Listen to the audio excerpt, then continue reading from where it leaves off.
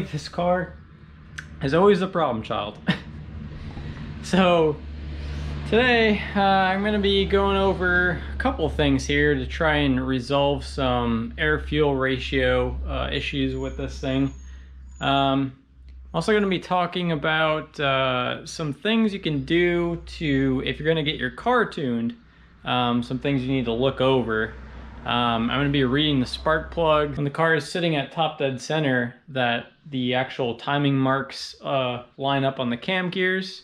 I have to actually adjust my wastegate actuator because I believe it's blowing air at idle out of my dump tube, which is not a good thing.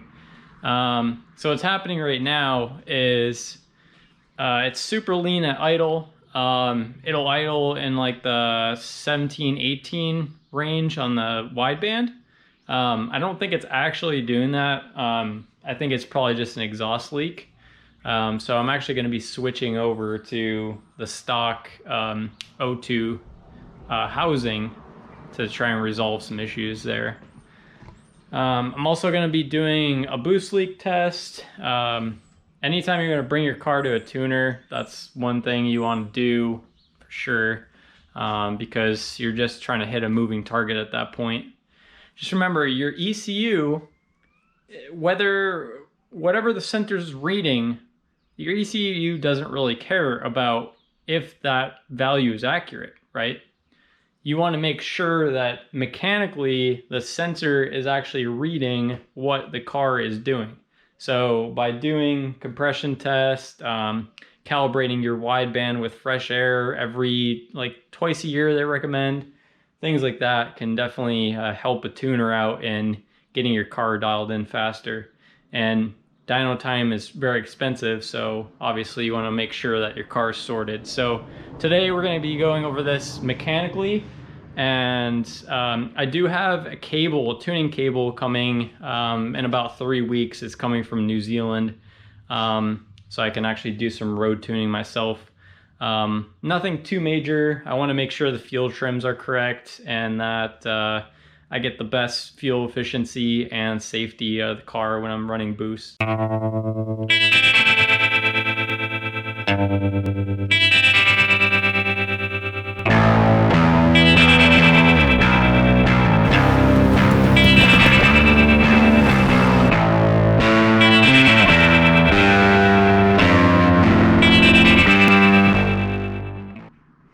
A lot to get to today, obviously, but I think the first major task I'm going to tackle is removing my O2 dump and replacing it with a stock one. I believe that's where my exhaust leak is coming from and throwing off the wideband sensor reading. So I'm just going to go back to stock, make sure I have some copper gasket sealer, and making sure that's all good to go. I'm hoping these bolts are not going to be a pain to take off, but we will see. I tried to crack a couple loose this morning and seemed to be all right. So I've actually had this turbo off and all apart recently. So this is actually what the stock O2 housing looks like. So it comes right off the turbo, and then it goes to this donut gasket for your downpipe. So these bolts here hopefully aren't a pain to take off on the one that's on there. I know exhaust bolts can be sort of tricky to take off sometimes, but right now I'm running a divorce wastegate tube that just sort of dumps under the car, but this one sort of merges into the same pipe, and then your O2 sensor obviously goes inside there.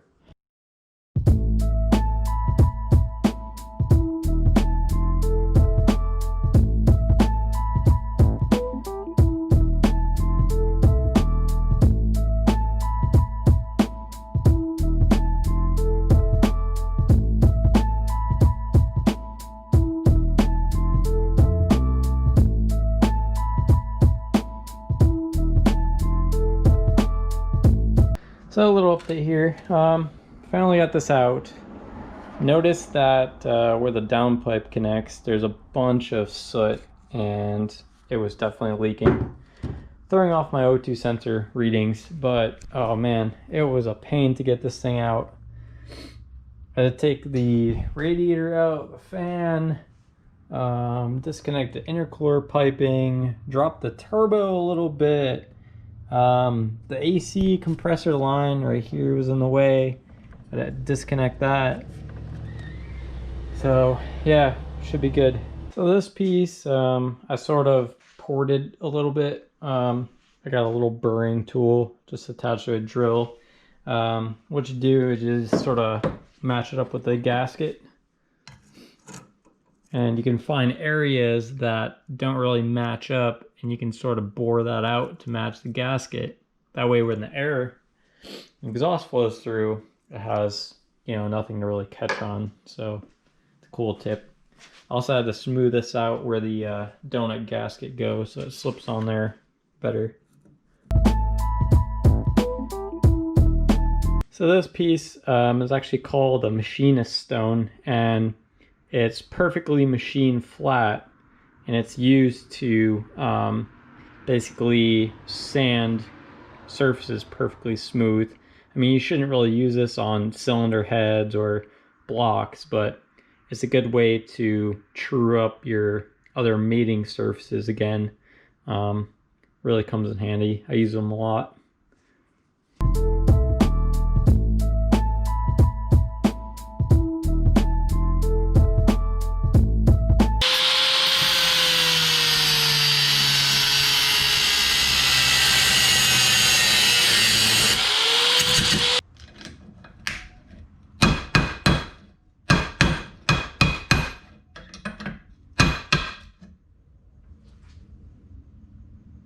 All right, so we're on day number 2. That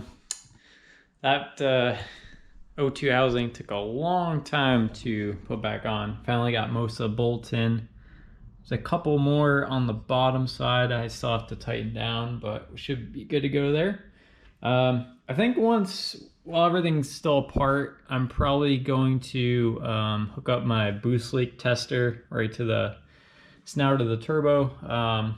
That way I can just hook up all my boost pipes again and do a test there, see if everything's good.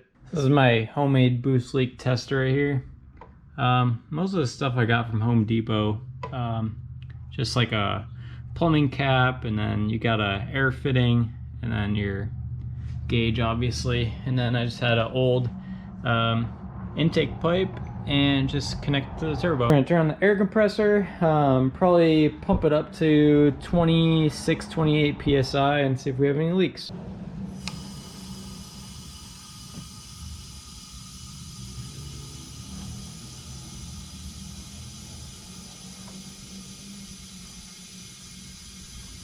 So now that the boost test is all good, I'm pretty happy about that. I'm going to adjust this wastegate actuator. So what they said for the spec for this is to take this little clip off, remove the arm that goes to the wastegate actuator, and then adjust that little nut there until this hole is halfway covered with the actual arm itself.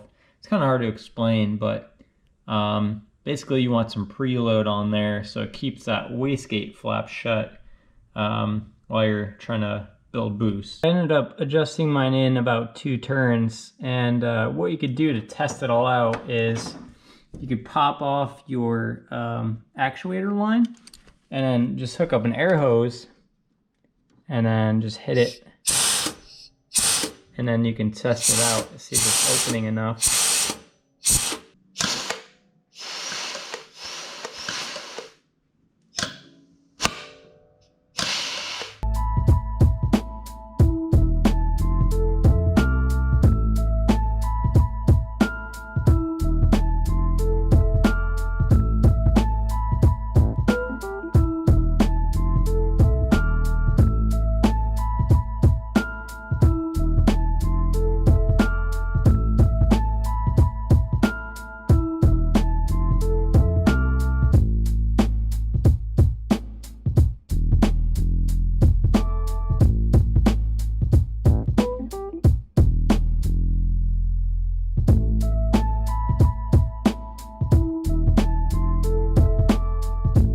day number 3.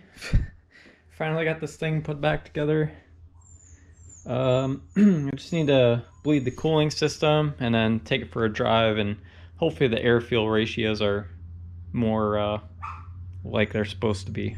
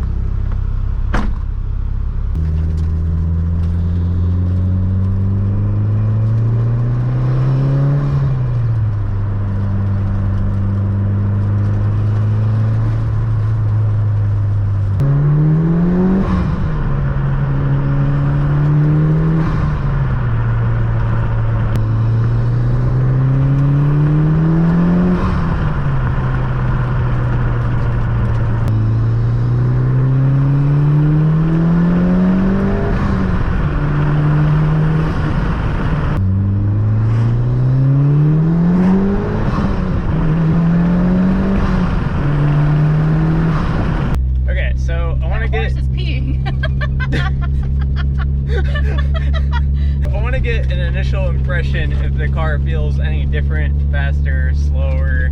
Okay. Just any observations. I don't know what that noise was. Gotta brace for impact.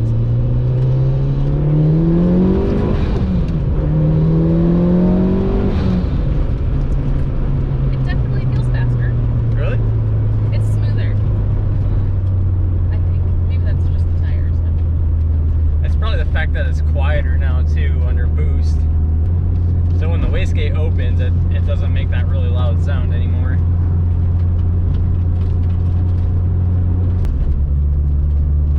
I think this is more under control now too, the readings. Although it still goes pretty freaking rich, like when I'm starting to get in boost. I think I'm gonna lean it out a little bit.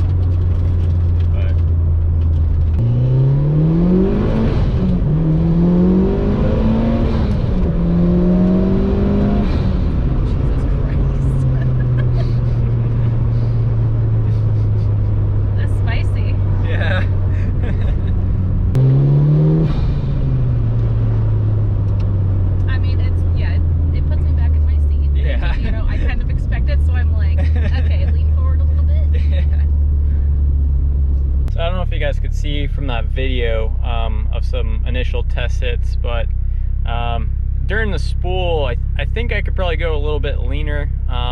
It's like 10 to 1 even in like sort of like 5-10 psi range. Could probably lean that part of the map out a little bit. It'll actually help the turbo spool a little bit faster too. And then I think the idle is a lot better too. So I'm at about 14.7, 15 to 1.